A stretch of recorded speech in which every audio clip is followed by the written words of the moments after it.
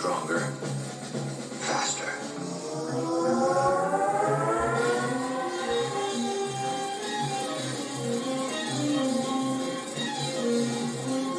Oh yeah, we are ready for Bionic Crisis, the board game. Made back in 1975, the second board game of the series. We recently did $6 Million Man, and now we're going to do Bionic Crisis. So let's go to the gamer's table, and I'll show you how to play.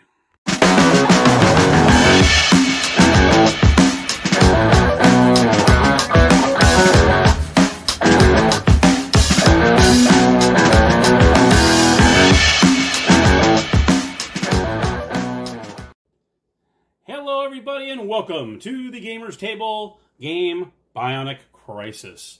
Yeah, as you can tell, it's not your typical board game. You actually have these cool little consoles, which are actually really nice.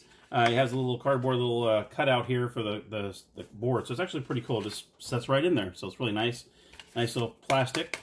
As you can tell, it's a 2 to 4 player game, and it says ages 8 to 13, which I think is kind of funny, because by golly, us kids at heart can like this game too. So I think this is for any age, really, I think. So what we'll do is we'll do a 3-player real quick. So I'm going to take one of these away. Each player receives a console. Let me show you the other components of the game. You actually have these circuit boards. Each player gets one, and what you're trying to do is you're trying to guess the 10 numbers of your circuit. And you can see there's tons of these things. There is tons of these circuit boards. Each one being completely different. As you can tell here, totally different. Now, on each one of these cards, you'll see there's little exit routes here. So you got one here, here, and here. Every card is going to have at least one of these 5 numbers with an exit number. So it's either going to be 1, 12, 34, 40, or 13. Each card is going to have at least one of those. As you can see, every one, a circuit has to have an exit. So you'll see. So those are the 5 hot numbers that you'll be looking for. Now, if they ever come up and you don't know where your exit number is, that's a good number to try to guess to see if that's a part of your circuit. But we'll go over that in a second. So each player is going to get one of these. So I'll go ahead and take the top 3 here. And that'll be for the 3. And we'll put the rest of these in the box. Then you also have the number cards. These are the little number cards here. Each one of these have numbers on the back.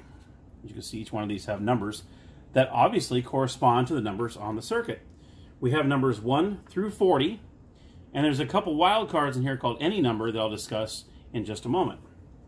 Each player is going to start off with 3 of these. So what we'll do is we'll just do 1, 2, 3. In fact, let me bring these up a little bit. That way you can see the cards. There we go. 1, 2, 3, and then we'll do 1, 2, 3, 1, 2, 3. And then what you'll do is you'll start a discard pile. So you put this pile here, you're going to put this over here, and flip over the top card. Okay, and so on. Now you also have these pegs, and these are the ones that you're going to, I just put these on a paper plate. These are the ones how you're going to mark your board, whether you hit or you miss, or so on. I'll tell you how that works. So you see the red ones are the ones when you nail it, when you actually nail one of the circuit numbers and you put this in your box. Here are the, it's got like, kind of like a lime color, I guess you could say, green or yellow, something like that. These are near misses, and what happens with these is, when your opponent has your card, what it is the player on your left is going to have your card, and they're the ones that are going to letting you know whether you're right on, or you're a near miss, or you're totally off. Now you'll see on these circuit cards, you'll see there's all the numbers with the red line. That is your actual circuit. Then you see the little dots that are green. Those are kind of like a near miss. They're only 1 away from your circuit. So if someone, say like, for instance, you can see number 30 down the bottom there. It's 1 away from your circuit, so that's going to be a near miss. So if you ever have the card 30 and you lay it down and you say, I want 30, what they'll do is you'll say a near miss, and then what you'll do is you'll take this lime connection and put it in your 30. That way you know that you're only 1 away from grabbing that circuit. So in this case, in the 30 section, not counting diagonal, they cannot be diagonally, so in this case, you know it's either going to be, well, I'm going to be 29, it's either going to be 36, 31, or 25. So you know one of these 4 are going to be correct, and it's a part of your circuit line.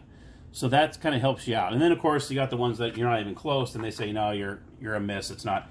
Then you don't get any kind of peg.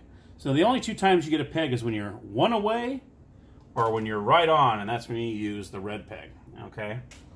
The instruction in this game is great. The instructions are actually inside the lid, which I always love to see. So it's actually really nice. It's not very confusing at all, and it's just right in the top of the bottom of the top lid. So, which is also nice. It is. Now let me tell you the little story behind this game. What you're doing.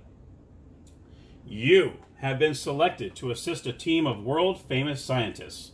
Your job is to be the first person to correctly plot and peg a bionic path of 10 spaces on your console. Stay alert and watch for important clues. You may be able to help repair Steve Austin and give him the bionic powers. Your assignment, to be the first player to correctly complete a bionic circuit path on his or her console. So what you're going to do is each one of you, like I said, has a console. So let's do player one is going to look at his or her cards first. Now let's put these out.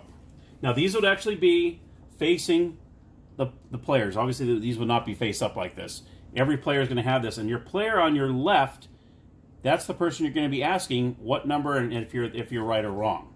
So that's interesting. So say player one's over here, player three would be across the way, so I guess that would be my left. So player three would have my card. Okay, and then player two would have player's three card, and I would have player's two card, and so on. So that's how that would work. And then you ask that person, hey, you know, so let me show you, we got player one here.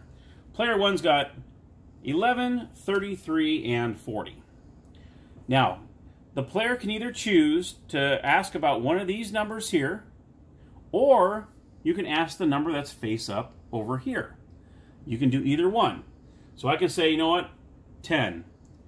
And then I'll ask the person across the way, is 10 a part of my circuit?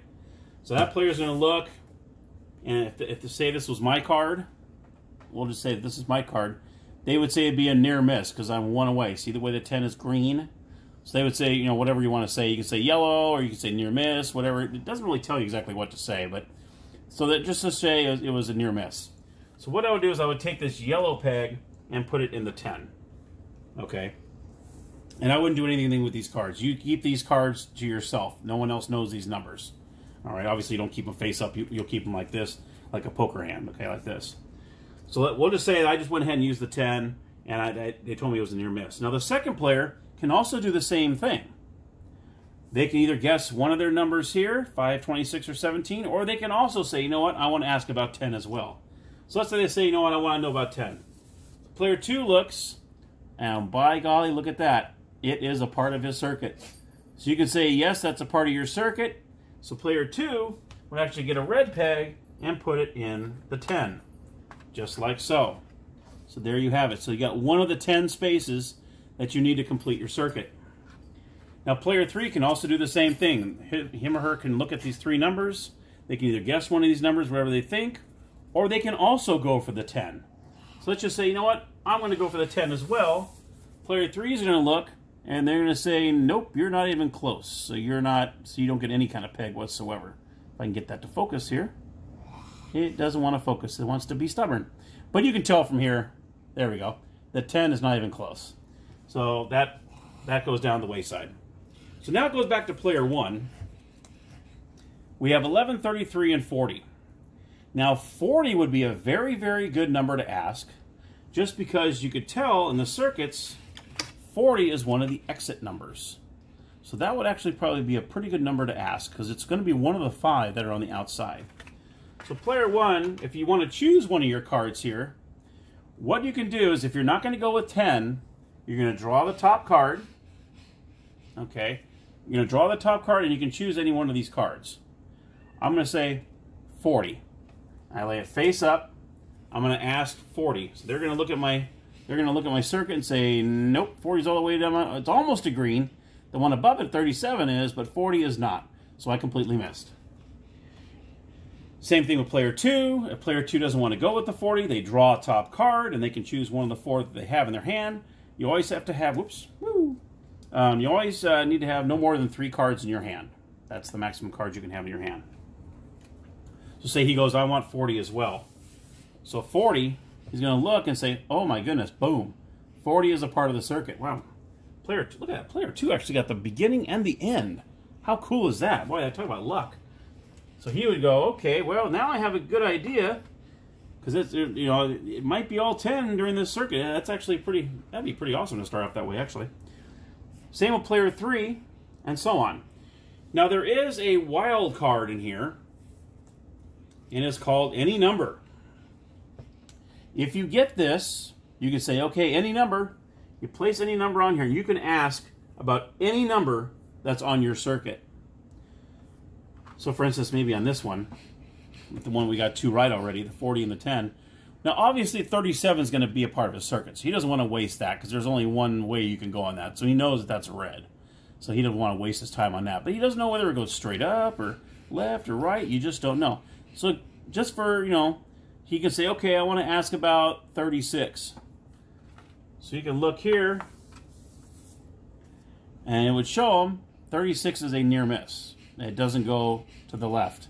So so what he'll do is he can put that left one right here, put 36, and now he knows it's not going to go up and left. Now that any number can only be used one time from the person that put it down. So that's not one you can go, okay, I want to do any number as well. That's used once and that's it, and then it's out of the game until you go if you go through all the cards, all the numbered cards, you just reshuffle them again, and the any numbers get put back into that stack as well. So then you have a new set of any numbers that are in there as well. Now, once you get later on in the game, you're getting to start kind of feel like a line is starting to go here. You don't have to have all 10 figured out before you say, hey, I'm going to guess my 10. Because that other person somebody else might do it before you. Now, this is what happens. If you want to try to guess, you can guess at any time during your turn what 10 spots are your circuit. But you got to be careful. Now, the player to his left checks the 10 numbers against the guesser's circuit card. So say I'm going to say, okay, what you do is you're going to put the remaining red ones. Say you got like 8 of them on here. You can put the last 2 in there that are red and say, okay, I'm going to guess it. So you're going to pick up your card and you go, okay. And you start reading off the numbers that you believe is your complete circuit. If you are correct, you win the game. Simple as that, obviously. But however, if the player is wrong, the player is out of the game. So you are out of the game, but obviously you're not completely out of the game because you still have your opponent's card that you're checking. So you might be out of the game trying to figure out your circuit, but you also need to, so that's kind of a game part of the game that's kind of cool. Is even if you guess wrong, you're kind of still in it. You're still having to tell your opponent where their circuit board is. So unless they're out too, then I guess you're completely out. But that's how that works. So if you guess the 10, you can do it as early as you can. You can have 6 in a row if you want to, and you think you might have a good feeling about it. Put those other 4 in there and say, okay, I'm going to guess my circuit. And if you get it right, you win. So that'd be pretty cool. But if you're wrong, you're out. But like I said, you still got to be in to let your opponent know. And that, my friends, is how you play Bionic Crisis.